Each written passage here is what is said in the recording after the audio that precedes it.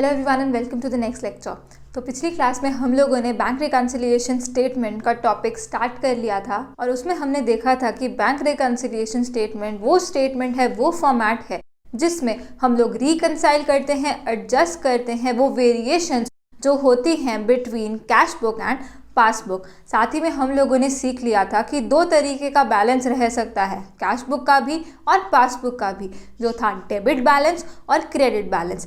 Debit balance as per cash book signify करता है positive balance, लेकिन debit balance as per passbook signify करता है नेगेटिव बैलेंस। ऐसे ही credit balance as per cash book signify करता है नेगेटिव बैलेंस, लेकिन credit balance as per passbook signify करता है पॉजिटिव बैलेंस। हम लोगों ने रीजन भी देख लिया था कि क्यों वो नेगेटिव बैलेंस होता है और क्यों पॉजिटिव बैलेंस कहा जाता है इन केस ऑफ कैश बुक और पासबुक दोनों में। तो आज अब हम लोग सीखने वाले हैं वेरिएशंस या एडजस्टमेंट्स जो हमें क्वेश्चन में दिए रहते हैं। तो मैं पहले आपको सीधा ही क्वेश्चन स्टार्ट नहीं करवाऊंगी, हम लोग अच्छे से समझने वाले हैं वो वेरिएशंस होती क्या है और वो कैसे आती हैं और उनका इफेक्ट क्या रहता है। क्योंकि अभी तक हमें इतना तो पता चल गया है कि जो कैश बुक का बैलेंस होता है और जो पासबुक का बैलेंस होता है वैसे तो वो टैली करना चाहिए, लेकिन वो टैली नहीं करता, वेरिएशंस आ जाती हैं, डिफरेंसेस आ जाते हैं। तो अब हम लोग लिखने वाले हैं कि वो वेरिएशंस या वो डिफरेंसेस कैसे आते हैं। तो सबसे पहले हम लोग यहाँ पे लिखेंगे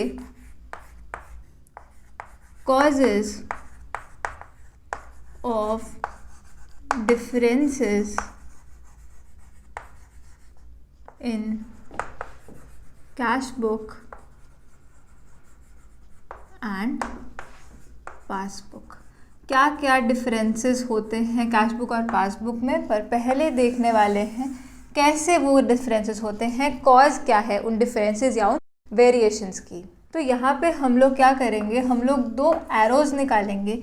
यहाँ मैंने लिखा ए, लिखेंगे time gap in recording transactions. अभी लिख रहे हैं फिर समझेंगे कि ये क्या है। तो पहला जो कॉज है वो है time gap in recording transactions. तो जो टाइम का डिफरेंस होता है, टाइमिंग का जो डिफरेंस रहता है in recording transactions. Cash book में कुछ ट्रांजैक्शंस हम लोग पहले लिख सकते हैं और पासबुक में वो ट्रांजैक्शंस अभी रिकॉर्ड नहीं हुई, या फिर पासबुक में वो ट्रांजैक्शंस पहले रिकॉर्ड हो गई लेकिन कैश बुक में वो ट्रांजैक्शंस रिकॉर्ड नहीं हुई। तो ये जो टाइमिंग का डिफरेंस रहता है रिकॉर्ड करने में ट्रांजैक्शन, उसके कारण क्या होता है, हमारा जो balance as per cash book होता है, बैलेंस एज पर पासबुक होता है, वो टैली नहीं करता। अभी हम लोग इन डेप्थ देखेंगे कि ये टाइम गैप के कारण कौन से वेरिएशंस होते हैं, लेकिन पहले लिखेंगे दूसरा कॉज क्या होता है ये वेरिएशंस का। तो दूसरा कॉज है errors committed while recording transactions। तो दो तरीके के कॉजेज हैं। पहला कॉज तो है time gap in recording transaction. जब कैश बुक में रिकॉर्ड किया, जब पासबुक में रिकॉर्ड किया, वो टाइमिंग डिफरेंस जो रह गया उस कारण से एक बुक में वो ट्रांजैक्शन रिकॉर्ड नहीं हुई, बी इट कैश बुक और पासबुक। दूसरा जो रीजन है वो है errors committed while recording transactions. अब ये एरर्स कैश बुक में भी हो सकते हैं और ये एरर्स पासबुक में भी हो सकते हैं, जैसे कि कोई अमाउंट गलत लिख दी, कहीं टोटल गलत लगा दिया। तो अब हम लोग क्या करेंगे, हम लोग सीखेंगे कि इन दोनों रीजंस के कारण क्या क्या एरर्स होते हैं और उनका इफेक्ट रहता क्या है। तो स्टार्ट करेंगे हम लोग फर्स्ट टाइप ऑफ वेरिएशन से, जो कि होती हैं बिकॉज ऑफ टाइम गैप। तो हम लोग लिखने वाले हैं पहला पॉइंट इसके अंदर, जो कि है check issued but not presented for payment। अब हम इसका अच्छे से मतलब समझेंगे कि ये जो लाइन हमने लिख दी इसका मतलब क्या है। अब पहली चीज़ देखते हैं इसमें, चेक इशूड। चेक इशूड का मतलब चेक काट देना। तो अब चेक कौन काट के देगा, हम ही काट के देंगे। हम लोग बिजनेस कर रहे हैं तो हमने किसी को पेमेंट करनी थी, तो हमने अपनी तरफ से चेक इशू कर दिया। चेक इशू करने का मतलब चेक काट दिया। तो अब हमने चेक काट दिया, तो अब हमने क्या किया होगा, मैं यहाँ लिख रही हूँ चेक इशू किया है हमने बाय अस, मतलब कि कैश बुक। तो हमने कैश बुक में क्या कर दिया, हमने चेक इशू किया तो हमने अपना बैलेंस कम कर लिया होगा। बिल्कुल ध्यान रखना है मैं क्या बोल रही हूँ, बहुत ध्यान से सुनना है, तभी आप जब क्वेश्चन आपके सामने आएगा तो कोई भी गड़बड़ आपसे नहीं होगी। बिल्कुल ध्यान से सुनना है कि किस तरीके से हमने सोचना है।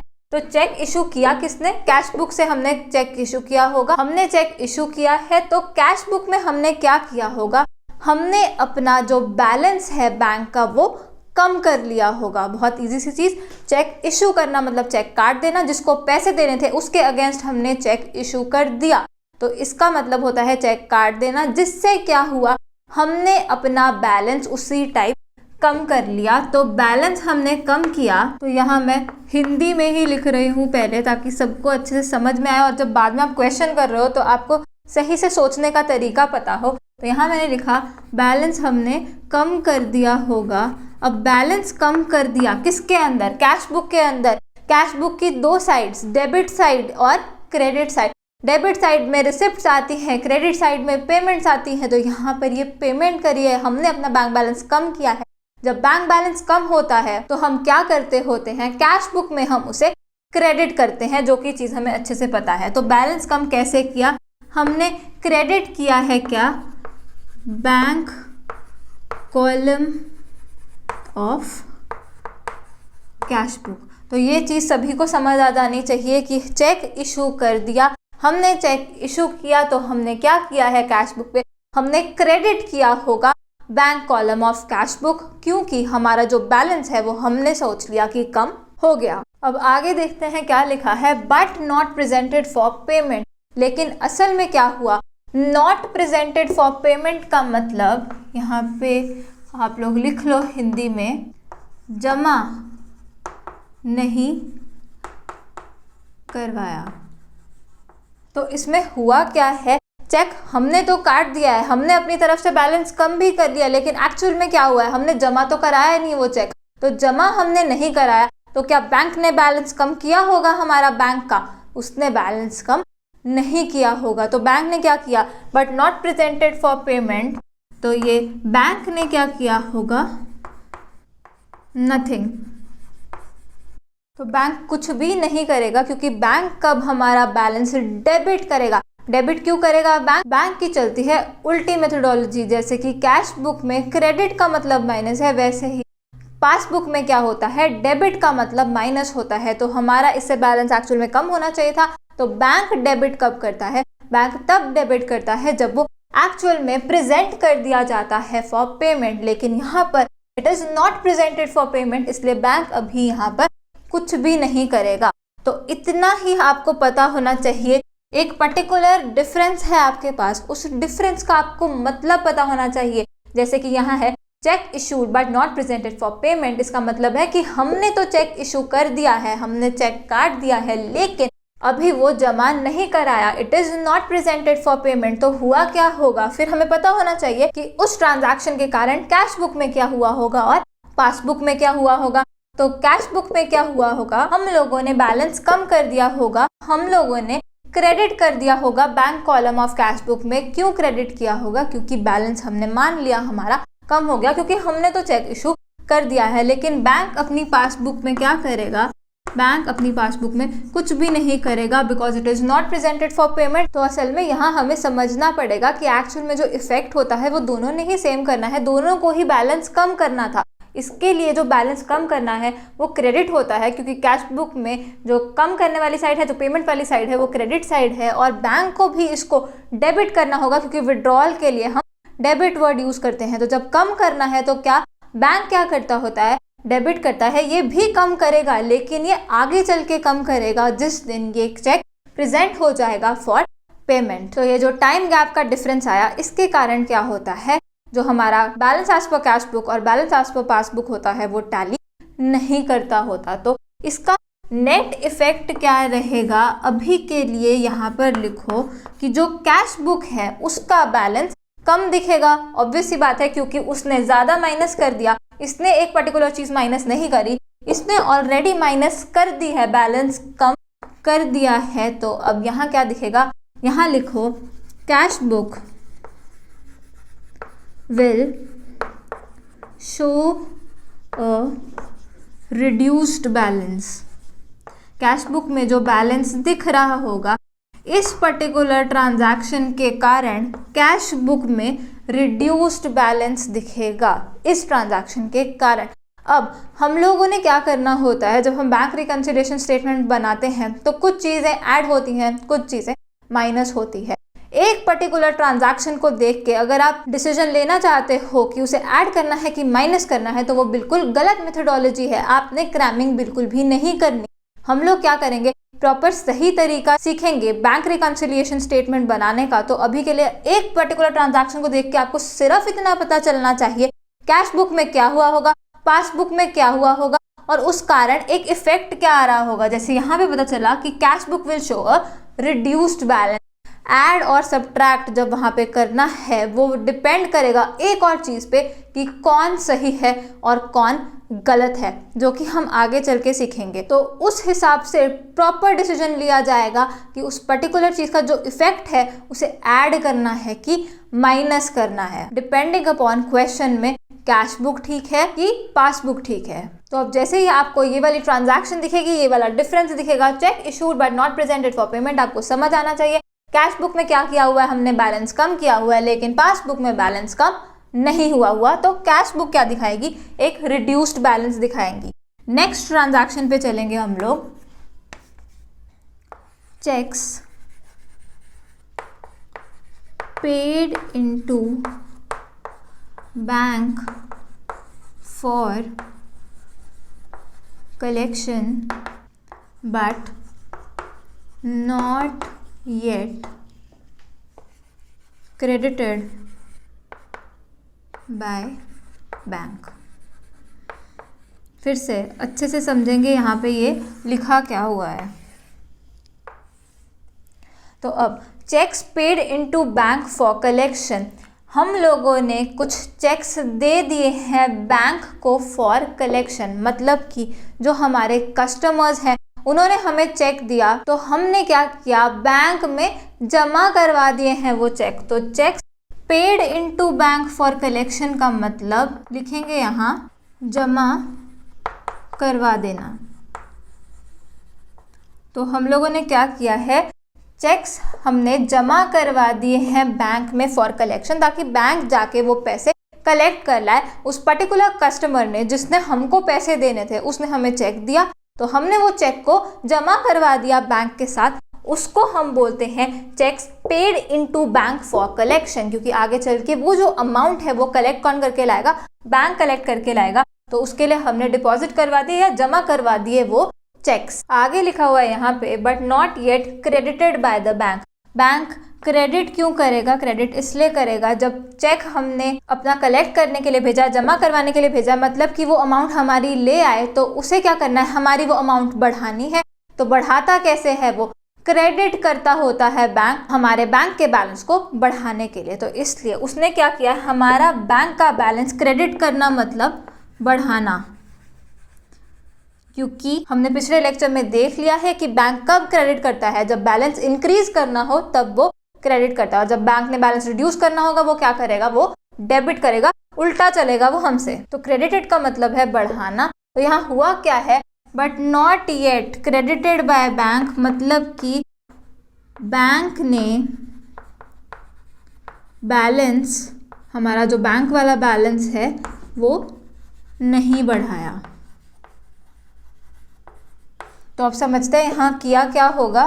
फिर से दो चीज़ें हम देखेंगे, कैश बुक में क्या हुआ होगा और पासबुक में क्या हुआ होगा। तो यहाँ मैंने लिखा CB मतलब कि कैश बुक, और यहाँ मैंने लिखा PB मतलब कि पासबुक। कैश बुक हम बनाते हैं, पासबुक बैंक बनाता है। ये मैं बार बार अब नहीं लिखूंगी क्योंकि हमने अच्छे से सीख लिया कि कैश बुक हमने ही बनानी है और पासबुक बैंक बनाना होता है, जो कि एक स्टेटमेंट होती है। और ये कैश बुक क्या होता है, ये एक अकाउंट होता है, इसकी प्रॉपर डेबिट क्रेडिट साइड होती है कैश बुक की। तो अब कैश बुक में क्या हुआ होगा, checks paid into bank for collection, हमने अपनी तरफ से उसको जमा करवा दिए कि ये बैंक जो है हमारी पेमेंट कलेक्ट कर ही लेगा और हमारे पास पैसे आ जाएंगे।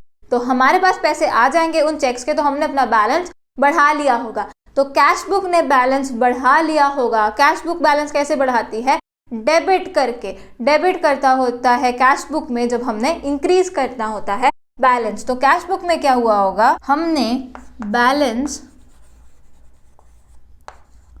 बढ़ा लिया होगा। कैसे बढ़ाया होगा, डेबिट करके क्या, bank column of cash book, हमने डेबिट कर दिया होगा bank column of cash book बढ़ाने के लिए अपना बैंक का बैलेंस, क्योंकि हमारी तरफ से हमने चेक जमा करवा दिए हैं तो ये बैलेंस बढ़ चुका है। हमने कैश बुक में रिकॉर्ड कर लिया जिस दिन हमने जमा करवा दिया ये चेक बैंक को। लेकिन असल में बैंक क्या करता होता है, बैंक तब तक हमारा बैलेंस नहीं बढ़ाएगा। अब बैंक बैलेंस कैसे बढ़ाता है, क्रेडिट करके। तो वो तब तक क्रेडिट नहीं करेगा इस अमाउंट को जब तक वो एक्चुअल में पेमेंट कलेक्ट नहीं करेगा। तो जब तक एक्चुअल में पेमेंट रिसीव वो नहीं करेगा तब तक वो क्या करेगा, बैलेंस नहीं बढ़ाएगा। तो अभी उसने क्या किया है, but it is not yet credited bye the bank, मतलब कि not yet increased by the bank. तो पासबुक में क्या हुआ होगा, पासबुक में कुछ भी नहीं हुआ होगा, नथिंग, क्योंकि उसने क्रेडिट करना था बट उसने क्रेडिट किया ही नहीं क्योंकि एक्चुअल में अभी पेमेंट रिसीव हुई ही नहीं है। तो यहाँ फिर से समझना है कि ये बैंक क्रेडिट करेगा तो सही इस अमाउंट को, लेकिन कब करेगा, जब एक्चुअल पेमेंट रिसीव होगी। लेकिन हम लोग ऑलरेडी इंक्रीज कर चुके जैसे ही हमने चेक जमा करवाए, क्योंकि हम लोग तो उसी टाइम रिकॉर्ड कर लेते होते हैं एंट्री, जो कि हमने बैंकिंग ट्रांजैक्शंस वाला टॉपिक करते वक्त अच्छे से समझ लिया था। तो फिर से क्या हुआ, टाइम गैप है बीच में कैश बुक और पासबुक के रिकॉर्ड करने में, इसलिए क्या होता है, इस ट्रांजैक्शन के कारण भी हमारा जो है वेरिएशन आ जाती है between balance as per cash book और बैलेंस एज पर पासबुक। तो पासबुक में तो इसके कारण कुछ हुआ नहीं होगा, लेकिन कैश बुक में हम लोग इसको ऑलरेडी बढ़ा चुके हैं अपने बैलेंस को। तो क्या होगा, यहाँ पर कैश बुक CB ही लिखा है मैंने, cash book will show increased balance. तो इस केस में इस वाली ट्रांजैक्शन के कारण कैश बुक का जो बैलेंस है वो बढ़ा हुआ होगा। क्यों बढ़ा हुआ होगा, क्योंकि हमने ऑलरेडी डेबिट कर दिया है ये bank column of cash book, क्योंकि हमारी तरफ से हमने जमा करवा दिया तो हमने बैलेंस इंक्रीज कर लिया। फिर से इस ट्रांजैक्शन को देख के ही आप डिसाइड नहीं कर सकते कि आपने एक्चुअल में क्वेश्चन में इसको ऐड करना है कि माइनस करना है, क्योंकि एक और चीज हम देखेंगे क्वेश्चन में कि सही कौन है गलत कौन है। कैसे देखेंगे वो आगे चल के सीखेंगे, लेकिन अभी हम लोग नेक्स्ट वेरिएशन लिखेंगे। तो ये था नंबर 2। तो third variation, checks paid into bank for collection but dishonored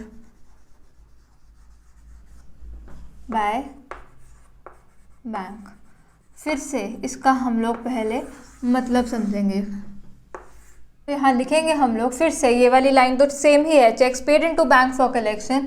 paid into bank for collection का मतलब हमने जमा करवा दिए, जो भी हमने हमारे पास चेक आए थे हमारे कस्टमर्स के थ्रू जिन्होंने हमें पैसे देने थे, तो हमने क्या किया होगा, कैश बुक में हमने अपना बैलेंस बढ़ा लिया होगा। कैश बुक में बैलेंस कैसे बढ़ता है, डेबिट करके। तो हमने क्या किया होगा, लिखेंगे हम लोग कैश बुक में बैलेंस बढ़ा लिया होगा, क्योंकि हमारे पास कुछ चेक्स आए थे फॉर कलेक्शन, जो कि हमें जिनसे पैसे आने थे, तो हमने मान लिया वो पैसे आ ही गए, क्योंकि हमें करना था रिकॉर्ड। तो रिकॉर्ड करते वक्त हमने अपना बैलेंस जो है वो बढ़ा लिया। कैसे बढ़ाते हैं कैश बुक में, डेबिट करके। तो हमने क्या किया होगा, debit bank column of cash book. लेकिन एक्चुअल में क्या हुआ, आगे पढ़ेंगे, but dishonoured by bank. Bank ने क्या कर दिया, डिसऑनर कर दिया, मतलब कि बैंक रिफ्यूज टू पे या डिक्लाइंड टू पे।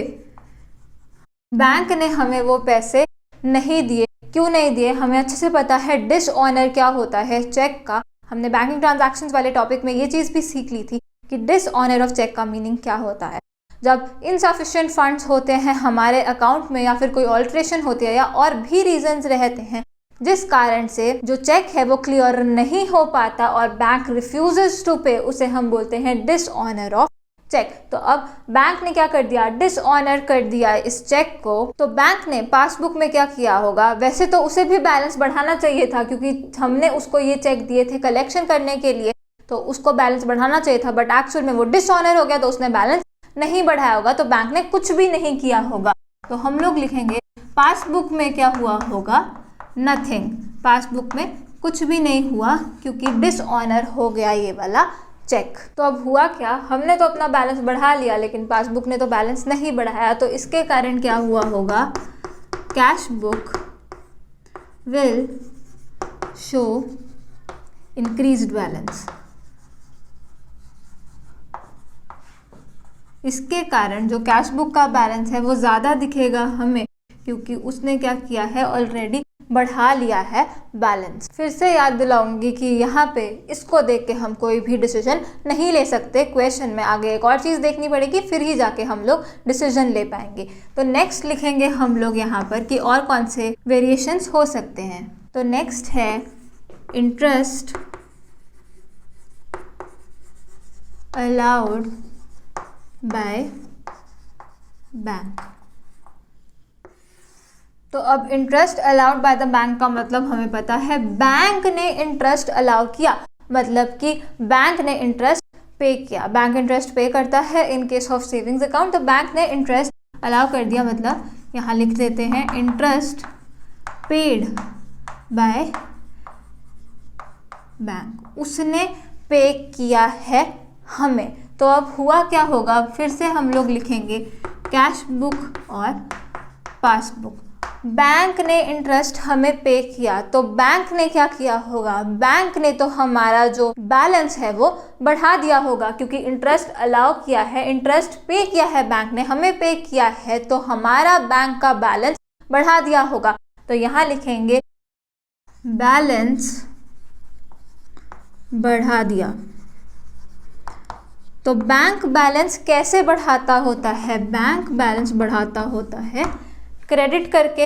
तो बैंक ने क्या किया होगा, बैंक ने क्रेडिट कर दिया होगा। तो in case of interest allowed by the bank या interest paid by the bank, bank ने हमें इंटरेस्ट पे किया है तो उसे हमारा बैलेंस बढ़ाना था और उसने बढ़ा दिया। तो यहाँ पर क्या होता है, कुछ टाइम पीरियड के बाद बैंक क्या करता है, सेविंग्स अकाउंट पे इंटरेस्ट देता होता है, इंटरेस्ट पे करता होता है, विच कैन बी 3 मंथ्स और 6 मंथ्स भी हो सकता है। तो बैंक क्या करता है, बैंक तो उस पीरियड के एंड होते ही क्या करेगा, जल्दी से क्रेडिट कर देगा वो वाली अमाउंट, मतलब कि बैलेंस हमारा बढ़ा देगा बैंक का। लेकिन हम लोगों को क्या करेंगे, कैश बुक में हम लोग तो कुछ भी नहीं करेंगे। यहाँ हमने लिखा नथिंग क्योंकि अभी हमें पता ही नहीं है कि बैंक ने एक्चुअल में वो इंटरेस्ट हमें पे कर दिया है, ना हमें अमाउंट पता होती है, तो एक टाइम गैप आ जाता है बीच में, जिस कारण से ये वाली भी वेरिएशन आ जाती है interest allowed by the bank. क्योंकि बैंक तो अलाउ कर देगा, मतलब कि बैंक बैलेंस बढ़ा देगा, बैंक क्रेडिट कर देगा, लेकिन हम लोगों को नहीं पता होगा तो हम लोग कुछ भी नहीं करेंगे।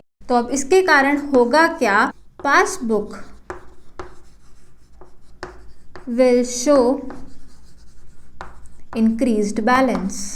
आई होप सभी को समझ में आ रहा हो अभी जो हम कर रहे हैं, क्योंकि इतना अगर आपको समझ में आ रहा है, क्वेश्चंस करते वक्त आपको कोई भी मुश्किल नहीं लगेगी क्योंकि हर एक ट्रांजैक्शन जो हमें दी होगी वो इन्हीं में से तो कोई ट्रांजैक्शन उन्होंने दी होती है और उस ट्रांजैक्शन में हम लोग लिखा करेंगे वर्किंग नोट में कैश बुक ने क्या किया होगा, पासबुक ने क्या किया होगा, उसका इफेक्ट क्या है, और फिर हम लोग देखेंगे कि सही कौन है, क्या कैश बुक सही है क्या पासबुक सही है, और उसके हिसाब से इफेक्ट देंगे। उसका भी मैं आपको तरीका बताऊंगी कि कैसे करना है, पर वो आगे चल के सीखेंगे। अभी के लिए आप बस इतनी चीज़ पे फोकस करो क्योंकि ये चीज़ बहुत ही ज़्यादा इंपॉर्टेंट है और अगर ऐसे करके समझोगे तो कोई क्वेश्चन आपका गलत बिल्कुल भी नहीं होगा। इसके बाद हम लोग लिखेंगे next transaction, interest charged by the bank या interest charge by the bank on overdraft. तो अब इसमें क्या होगा, बैंक इंटरेस्ट अलाउ तो करता है सेविंग्स अकाउंट पर, बैंक इंटरेस्ट चार्ज भी करता होता है। अगर आपको वहाँ पे सिर्फ इतना भी लिखा है interest charge by the bank, तो वो भी आपको समझ में आना चाहिए बैंक किस लिए इंटरेस्ट चार्ज कर रहा है। बैंक इंटरेस्ट ले रहा है क्योंकि ओवरड्राफ्ट फैसिलिटी हमने यूज करी होगी। ओवरड्राफ्ट क्या होता है, ओवरड्राफ्ट होता है withdrawals are in excess of deposits, deposits कम थे, विड्रॉ ज़्यादा कर लिया क्योंकि ओवरड्राफ्ट फैसिलिटी थी आपके पास, तो अब उसके ऊपर क्या करो, इंटरेस्ट आप पे करोगे बैंक को, जिसको बोलते हैं interest charge by the bank. तो अब बैंक इंटरेस्ट चार्ज कर रहा है, तो बैंक सबसे पहले क्या कर देगा, बैंक यहाँ पे पासबुक में क्या करेगा, हमारा जो बैलेंस है वो कम कर देगा बैंक बैलेंस, क्योंकि उसने इंटरेस्ट चार्ज कर लिया जो कि हमें पे करना होता है, तो वो हमसे कैश में नहीं लेता, वो सीधा हमारा बैंक बैलेंस ही कम कर देता होता है। तो बैलेंस वो कम करेगा बैंक पासबुक में, तो बैलेंस कम कर दिया। तो अब बैंक कैसे बैलेंस कम करता है, डेबिट करके वो बैलेंस कम करता होता है। तो पासबुक में उसने इस अमाउंट को डेबिट कर दिया होगा, मतलब कि बैलेंस हमारा कम कर दिया पासबुक में, उसने इंटरेस्ट चार्ज कर लिया बैंक ने ऑन ओवरड्राफ्ट। लेकिन अब कैश बुक में क्या हुआ होगा, कैश बुक में हमने कुछ भी नहीं किया, तो यहाँ लिखा नथिंग, क्योंकि हमें तो पता ही नहीं है कि कितना इंटरेस्ट उसने चार्ज किया, और हमें वो बाद में पता चलता है जब कंप्लीटेड पासबुक की कॉपी या जो स्टेटमेंट है वो हमारे पास आती है, उससे हमें पता चलता होता है, तब जाके हम रिकॉर्ड कर पाते हैं। ऐसे यहाँ पे भी तभी हमें पता चलता है जब पासबुक की कॉपी हमारे पास आ जाती है, तब तक हमें नहीं पता होता, तब तक हम रिकॉर्ड नहीं कर सकते, तो टाइम गैप आ जाता होता है, जिस कारण से ये डिफरेंसेस आते हैं। तो अब इस ट्रांजैक्शन के कारण हुआ क्या होगा, पासबुक ने बैलेंस कम कर दिया, लेकिन हमने तो किया ही नहीं, तो क्या होगा, passbook will show reduced balance, क्योंकि वो ऑलरेडी बैंक बैलेंस हमारा कम कर चुका पासबुक में, हमने तो अभी किया ही नहीं है क्योंकि हमें पता ही नहीं है, टाइम गैप का डिफरेंस है। तो बिल्कुल अच्छे से ध्यान रखना है क्या डेबिट क्या क्रेडिट, क्योंकि कैश बुक के लिए डेबिट इंक्रीज क्रेडिट डिक्रीज, लेकिन पासबुक के लिए उल्टा क्रेडिट इंक्रीज और डेबिट डिक्रीज होता है। बिल्कुल ध्यान रखना है इस चीज का, गलती से भी इसमें आपको अपनी अटेंशन लूज नहीं करनी, नहीं तो आपका क्वेश्चन जो है वो आगे चल के गलत हो जाएगा। ध्यान रखना है किस चीज के लिए क्या डेबिट है और क्या क्रेडिट है, इंक्रीज और डिक्रीज के हिसाब से। उसके बाद हम लोग लिखेंगे next, bank charges and commission charged by bank. तो अब होता क्या है, बैंक हमें कुछ सर्विसेज प्रोवाइड करता है जिसके लिए वो बैंक चार्जेस लेता है या कमीशन करता है, तो बैंक उसको चार्ज कर रहा है हमसे, मतलब कि हम उसको पे कर रहे हैं, लेकिन ये बैंक चार्जेस और कमीशन जब ये चार्ज करता है, हमसे कैश नहीं लेता है, इसके लिए ये सीधा हमारा बैंक बैलेंस कम कर देता होता है। तो पासबुक में इसने क्या किया होगा, इसने डायरेक्टली चार्ज कर लेने होते हैं, जैसे ये इंटरेस्ट चार्ज कर लेता है, हमारी बैंक बैलेंस में से कम कर देता है, ऐसे ही बैंक चार्जेस और कमीशन भी जब बैंक चार्ज करता होता है, वो सीधा हमारा बैंक बैलेंस कम कर देता होता है। तो पासबुक में क्या हुआ होगा, बैंक ने हमारा बैलेंस कम कर दिया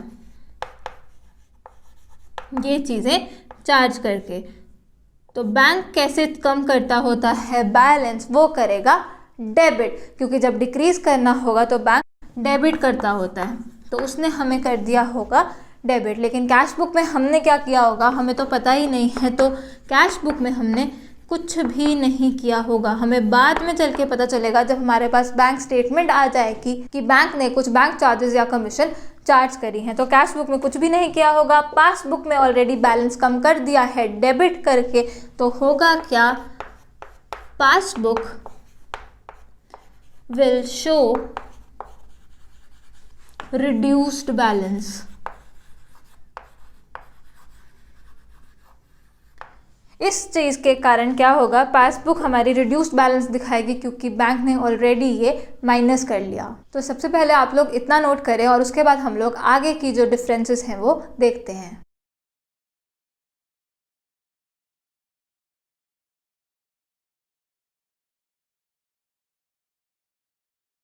तो 6 डिफरेंसेस हम लोग ऑलरेडी लिख चुके हैं जो कि टाइम गैप के कारण थे। अब हम लोग लिखेंगे 7th डिफरेंस जो कि फिर से टाइम गैप के कारण ही है, जो कि है कस्टमर्स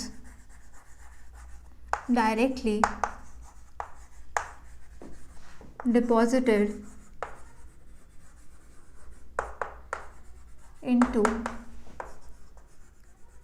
बैंक।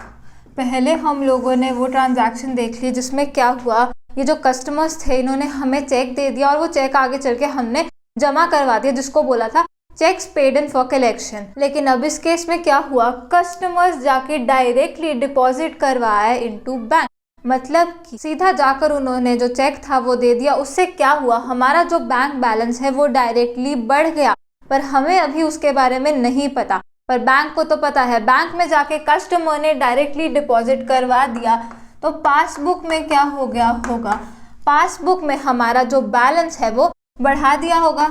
तो बैलेंस बढ़ा दिया बैंक ने, क्यों बढ़ाया, क्योंकि सीधा वो कस्टमर डायरेक्टली डिपॉजिट करवा गया बैंक में। तो अब पासबुक में तो वो हमारा बैलेंस बढ़ाएगा ही, उसने बैलेंस बढ़ा दिया। कैसे बढ़ाता है बैंक बैलेंस, क्रेडिट करके। तो उसने क्या किया होगा, हमें क्रेडिट किया होगा, लेकिन हमें अभी इसकी कोई इंटीमेशन आई ही नहीं, तो हमने कैश बुक में क्या किया होगा, कुछ भी नहीं किया होगा, क्योंकि हमें तो अभी पता ही नहीं है कि कस्टमर डायरेक्टली जाके बैंक में डिपॉजिट करवाया। तो इससे क्या हुआ, पासबुक में बैंक ने क्या किया, बैंक ने तो हमारा बैलेंस बढ़ा दिया, हमें क्रेडिट कर दिया। तो इस कारण से हुआ क्या, passbook will show increased balance, क्योंकि वो ऑलरेडी हमारा बैलेंस बढ़ा चुका है, कस्टमर ने डायरेक्टली डिपॉजिट करवा दिया बैंक में, हमें कुछ भी पता ही नहीं है, हमने तो कुछ किया ही नहीं। तो क्या होगा, जो बैलेंस एज पर पासबुक होगा वो हमें ज़्यादा दिख रहा होगा, passbook will show increased balance. तो अब हम लोग लिखेंगे नेक्स्ट ट्रांजैक्शन, जो कि है interest and dividend collected by bank. अब हम लोगों ने जो इन्वेस्टमेंट्स कर रखी होती हैं, तो उसमें क्या होता है, इंटरेस्ट मिलता होता है, डिविडेंड भी मिलता होता है, जैसे डिविडेंड शेयर्स पे मिलता होता है, इंटरेस्ट इन्वेस्टमेंट पे मिलता होता है। तो अब क्या होता है, ये इंटरेस्ट और डिविडेंड डायरेक्टली जाके बैंक कलेक्ट कराया। तो बैंक ने क्या किया होगा, बैंक ने पासबुक में क्या किया होगा, हमारा जो बैलेंस है वो बढ़ा दिया होगा, क्योंकि हमें ये मिलना था, इंटरेस्ट भी हमें मिलना था और इन्वेस्टमेंट और डिविडेंड शेयर्स पे मिलता है वो भी हमें मिलना था। तो वो कलेक्ट सीधा बैंक जाके कराया। तो बैंक ने क्या किया, उसी टाइम क्या किया, बैलेंस बढ़ा दिया। कैसे बढ़ाता है बैंक बैलेंस, क्रेडिट करके, उसने हमें क्रेडिट कर दिया और पासबुक में उसने हमारा बैलेंस बढ़ा दिया। लेकिन कैश बुक में हमने क्या किया होगा, हमें तो अभी इसका पता ही नहीं कि बैंक जाके कलेक्ट कर लाया है, तो हमने क्या किया होगा, नथिंग, हमने अभी कुछ भी नहीं किया। तभी तो ये सारे जो डिफरेंसेस है वो टाइम गैप के कारण आ रहे हैं ऑफ रिकॉर्डिंग ट्रांजैक्शंस। कहीं पे पहले रिकॉर्ड हो जा रही है ट्रांजैक्शन, बल्कि दूसरे केस में नहीं हो रही है, बल्कि ये वही ट्रांजैक्शंस है जो होनी रिकॉर्ड दोनों में चाहिए, दोनों में ही इंक्रीज होना चाहिए, दोनों में ही डिक्रीज होना चाहिए, लेकिन होता ऐसा है नहीं, क्योंकि टाइम गैप का डिफरेंस आता है, तो इसलिए क्या होती है, वेरिएशंस आ जाती हैं। तो अब पासबुक में हमने बैलेंस को बढ़ा दिया, तो हमने क्या किया, पासबुक में क्रेडिट किया हुआ था और कैश बुक में कुछ नहीं किया, तो इफेक्ट क्या हुआ, passbook will show increased balance, इसका बैलेंस ज़्यादा दिख रहा होगा इस ट्रांजैक्शन के कारण। अब लास्ट डिफरेंस देखेंगे जो कि टाइम गैप के कारण आ सकता है, direct payment made by bank on our behalf। Bank ने डायरेक्ट पेमेंट कर दी हमारे बिहाफ पे। अब होता क्या है, हमने कुछ स्टैंडिंग ऑर्डर्स या स्टैंडिंग इंस्ट्रक्शन कहते हैं उसको, जो हमने बैंक को दी होती है कि एक पर्टिकुलर डेट पे एक पर्टिकुलर पेमेंट होनी चाहिए, जैसे कि रेंट की पेमेंट, जैसे कि इंश्योरेंस प्रीमियम की पेमेंट, जो कि हर कुछ टाइम इंटरवल के बाद होनी ही होती है। तो उस स्टैंडिंग ऑर्डर के कारण बैंक क्या करता है, वो डायरेक्टली पेमेंट कर देता है बैंक ऑन आवर बिहाफ। तो उसमें क्या होगा, बैंक ने क्या किया होगा, बैंक पासबुक में हमारा बैंक का बैलेंस कम कर देगा, क्योंकि उसने पेमेंट करी है हमारे बिहाफ पे। यहाँ पे वो कुछ रिसीव कर रहा था हमारे बिहाफ पे, यहाँ पे वो पे कर रहा है हमारे बिहाफ पे, तो बैलेंस कम कर दिया। बैंक ने। अब बैंक बैलेंस कैसे कम करता है? डेबिट करता है वो बैलेंस कम करने के लिए। इसीलिए मैंने आपको स्टार्टिंग में ही वो बैलेंस वाली चीज़ें बता दी कि कैश बुक के लिए बैलेंस क्या डेबिट क्या क्रेडिट, और पासबुक के लिए बैलेंस क्या डेबिट क्या क्रेडिट। ऐसे हम लोग अगर स्टेप बाय स्टेप चलते हैं और पूरा कॉन्सेप्ट पहले समझ लेते हैं, फिर उसके बाद जब क्वेश्चंस आते हैं तो क्वेश्चंस करने में मज़ा भी आता है, क्योंकि एक एक चीज़ हमें पता होती है और विद लॉजिक हम सॉल्व कर पाते हैं। तो अब यहाँ पे हम लोग लिखेंगे आगे कि पासबुक में तो बैलेंस कम हो गया, उसने तो डेबिट कर दिया, लेकिन कैश बुक में क्या हुआ होगा? कैश बुक में तो अभी हमें पता ही नहीं है, तो हमने यहाँ पे किया होगा कुछ भी नहीं, तो यहाँ मैंने लिख दिया नथिंग। तो अब इसके कारण होगा क्या? Passbook will show reduced balance, क्योंकि उसने तो बैलेंस कम कर दिया बैंक ने हमारा पासबुक में, लेकिन एक्चुअल में हमने तो किया ही नहीं। तो क्योंकि टाइम गैप था इसलिए ये वेरिएशन आया। तो passbook will show reduced balance.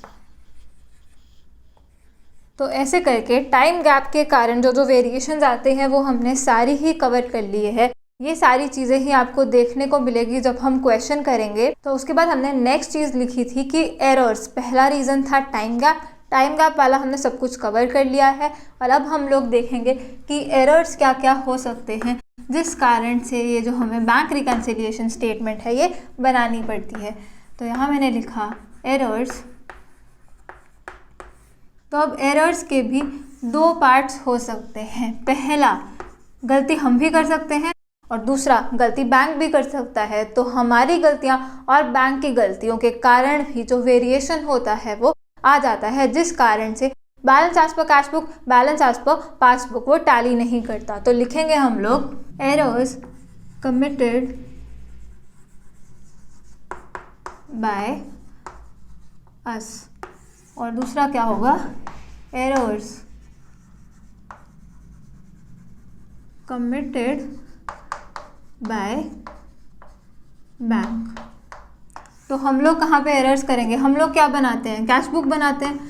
तो हम लोग कैश बुक में गलतियाँ करेंगे, और बैंक कहाँ गलतियाँ करेगा? वो बनाता है पासबुक, वो पासबुक में गलतियाँ करेगा, जिस कारण से बैंक रिकन्सिलिएशन स्टेटमेंट बनानी पड़ती है। तो ये है errors committed by us in cash book और errors committed by bank in passbook. तो इसके नीचे लिखेंगे हम सम ओमिशन। ओमिशन का मतलब है हमने कुछ मिस कर दिया, कुछ रिकॉर्ड करना हम भूल गए। जैसे कि हमने चेक तो इशू कर दिया लेकिन हम उसको रिकॉर्ड करना भूल गए, हमने अपना बैलेंस कम ही नहीं किया, बल्कि एक्चुअल में हमें अपना बैलेंस कम करना चाहिए था। तो ऐसे करके कोई भी ओमिशन करिए, हमने कुछ भी हम भूल गए रिकॉर्ड करना, उस कारण से क्या होगा? वो पासबुक में तो रिकॉर्ड किया होगा और हमने वो रिकॉर्ड नहीं किया, हम भूल गए, जिस कारण से जो कैश बुक है और पासबुक है उनका बैलेंस टैली नहीं करेगा। दूसरा लिखेंगे एरर इन टोटलिंग और बैलेंसिंग। तो हम कुछ गलती कर सकते हैं टोटल लगाने में, क्योंकि हमने डेबिट साइड का भी टोटल लगाना होता है, क्रेडिट साइड का भी टोटल लगाना होता है, जिसको हम लोग बोलते हैं कास्टिंग। तो अब एरर्स हो सकते हैं वो टोटल लगाने में, या फिर जब हमने अकाउंट को बैलेंस करना होता है, हम नेट बैलेंस निकालते हैं, तब हमारी कोई कैलकुलेशन मिस्टेक हो सकती है। तो बैलेंसिंग करते वक्त भी हमसे कैश बुक में कुछ गलती हो सकती है। तो ये रीजंस के कारण क्या होता है? टैली नहीं करते होते दोनों बैलेंसेस। और यहाँ हम लोग लिखेंगे bank records wrong entry. Bank ने गलती से कुछ अमाउंट गलत लिख दी, या डेबिट की जगह क्रेडिट कर दिया, क्रेडिट की जगह डेबिट कर दिया, कुछ गलती हो गई बैंक से, वो कुछ भी हो सकती है। तो बैंक रिकॉर्ड्स रॉन्ग एंट्री, उस कारण से भी क्या होगा? उस गलती के कारण बैलेंस जो है वो टैली नहीं करता होता। फिर से जब ये वाले एरर्स भी हमें दिए होंगे, हमने यही देखना होता है कि कैश बुक में क्या हुआ होगा, पासबुक में क्या हुआ होगा, और उससे हम लोग देखते हैं कि नेट जो इफेक्ट है वो क्या हुआ होगा। तो ये जो गलतियां हैं ये हमें क्वेश्चंस के थ्रू ही पता चलेगी। गलती कोई भी हो सकती है, अमाउंट की भी हो सकती है या साइड की भी हो सकती है। मेन कॉन्सेप्ट हमें अच्छे से पता है वो क्या है। मेन कॉन्सेप्ट है कैश बुक में क्या हुआ एक पर्टिकुलर चीज़ के कारण, पासबुक में क्या हुआ एक पर्टिकुलर चीज़ के कारण, और नेट उस कारण क्या इफेक्ट रहा होगा। तो ये है सारी वेरिएशंस और सोचने का तरीका, किस तरीके से हमने अपनी सोच को रखना है जब भी हमें कोई वेरिएशन दिखेगी बैंक रिकंसिलिएशन स्टेटमेंट बनाते वक्त। अब नेक्स्ट वीडियो में मैं आपको बताऊंगी ये जो टोटलिंग एरर होता है जिसमें सबसे ज़्यादा प्रॉब्लम आती है स्टूडेंट्स को, वो टोटलिंग एरर क्या होता है, जिसमें हम ओवरकास्टिंग और अंडरकास्टिंग समझेंगे। तो अब ओवरकास्टिंग और अंडरकास्टिंग जब भी ये आता है तो गलती होने के चांसेस बहुत ही ज़्यादा बढ़ जाते हैं, क्योंकि हमें सही से पता ही नहीं होता किस अप्रोच को फॉलो करें जब भी ओवरकास्ट हो रहा है कुछ या अंडरकास्ट हो रहा है कुछ। तो अब हम लोग नेक्स्ट लेक्चर में यही सीखने वाले हैं, ओवरकास्टिंग और अंडरकास्टिंग का पूरा हम लोग ओवरव्यू ले लेंगे और ढंग से समझ लेंगे कि क्या लॉजिक है बिहाइंड ओवरकास्टिंग एंड अंडरकास्टिंग। तो इस लेक्चर के लिए इतना ही। Thanks for watching. I will see you in the next lecture.